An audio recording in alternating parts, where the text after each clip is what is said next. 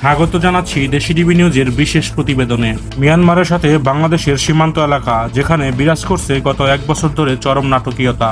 এক সময় প্রায় সীমান্তে 270 কিলোমিটার এলাকার পুরোটার নিয়ন্ত্রণই ছিল বিদ্রোহ গোষ্ঠী আরাকান আর্মির হাতে।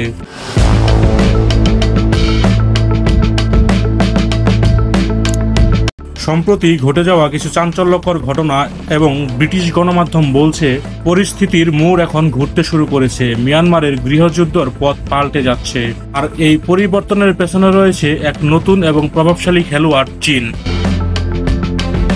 গত 2023 সালের অক্টোবর মাসে অপারেশন 1027 এর নামে 3টি জাতিগত সশস্ত্র গোষ্ঠী একযোগে সামরিক জান্তার ঘাঁটিতে আক্রমণ চালায়। এরপর থেকেই সেখানে সংঘাত, সহিংসতা নিত্যদিনের ঘটনা। তবে চীনের সহায়তায় সামরিক জান্তা বাহিনী হারানো এলাকা পুনর্দখল শুরু করেছে। সামরিক জান্তা মাত্র 3 সপ্তাহের মধ্যে গুরুত্বপূর্ণ শহর কিয়াওকম পুনর্দখল করেছে। গত বছর কয়েক মাস তীব্র লড়াইয়ের পর তায়াং ন্যাশনাল লিবারেশন আর্মি এই শহরটির দখল নিয়েছিল, যা বিরোধী পক্ষের জন্য ছিল বড় একটি বিজয়। এছাড়াও হিসপাওয়ের মতো কৌশলগত গুরুত্বপূর্ণ শহরও দখল করে নিয়েছে সামরিক জান্তা। চীন সীমান্তে যাওয়ার মূল সড়কটির উপরও তারা পূর্ণ নিয়ন্ত্রণ পেয়েছে।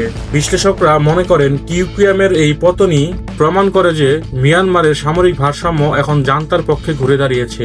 কেন এই পরিবর্তন? ধীরে ধীরে চীনের অবস্থান স্পষ্ট হচ্ছে। বেজিং চাচ্ছে তাদের সীমান্ত অঞ্চলে নিরাপত্তা নিশ্চিত করা, চীন এবং মিয়ানমারের বাণিজ্যিক অঞ্চল এবং রাস্তাগুলো সুরক্ষিত রাখা, কৌশলগত কারণে বঙ্গোপসাগরের প্রবেশাধিকার নিশ্চিত করা। এই কৌশলগত লক্ষ্যগুলো পূরণ করার জন্যই চীনা সরকার এখন সামরিক জান্তা বাহিনীকে সাহায্য করছে।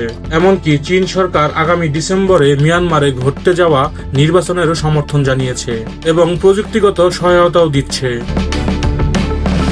নির্বাচনের মাধ্যমে আন্তর্জাতিক স্বীকৃতি অর্জনের চেষ্টা করছে সামরিক জান্তা। দীর্ঘদিন ধরে চলমান এই গৃহযুদ্ধের কারণে সেনাবাহিনীর বিমান হামলায় হাজারেরও বেশি বেসামরিক মানুষ নিহত হয়েছে। ধ্বংস হয়েছে প্রায় 1,20,000 বাড়িঘর এবং বাস্তুচ্যুত হয়েছে লাখো মানুষ। সামরিক জান্তা ধীরে ধীরে কয়েকটি এলাকা পুনর্দখল করলেও রাখাইন এবং চীন রাজ্যে এখনও ধীর অবস্থানে রয়েছে স্থানীয় সশস্ত্র গোষ্ঠী। বিশেষ করে বাংলাদেশ সীমান্তে আরাকান যোদ্ধারা এখনো শক্ত অবস্থানে রয়েছে। আন্তর্জাতিক মহলের নজর এখন মিয়ানমারে ঘটতে যাওয়া ডিসেম্বরের নির্বাচনের দিকে। সুধী দর্শক, আপনাদের কি মনে হয় একটি সুষ্ঠু নির্বাচনের মাধ্যমেই মিয়ানমারের গৃহযুদ্ধের অবসান ঘটবে?